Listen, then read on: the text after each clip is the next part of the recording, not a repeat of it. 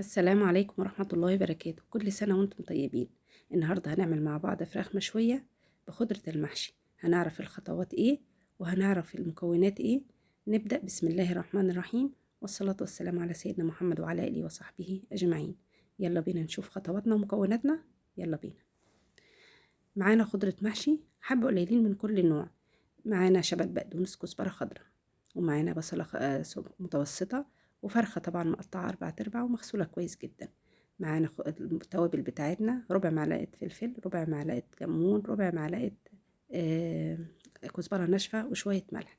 هنخلط كل مكوناتنا دي في الكبة ونحشي بيها الفرخ من بين الجلد واللحم، ونحشيها من جوه ومن بره، ونتأكد ان الحشوة والتتبيلة بتاعتنا وصلت لكل الفرخ.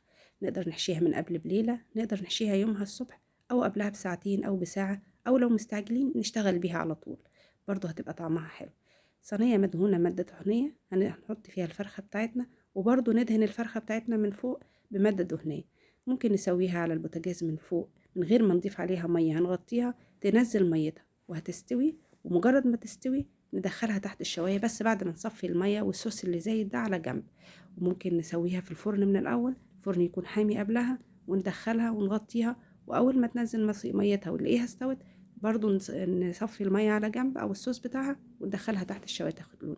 نقدر نطفي فيها فحمة على ورقة فويل، وتكون الفحمة شغالة من قبلها، ونقطة زيت ونغطيها تاخد ريحة الفحم. تقدميها مع مكرونة، تقدميها مع رز أبيض، أو تقدميها مع رز أصفر، زي ما تحبي. ممكن تتاكل مع عيش وسلطة خضراء وطحينة.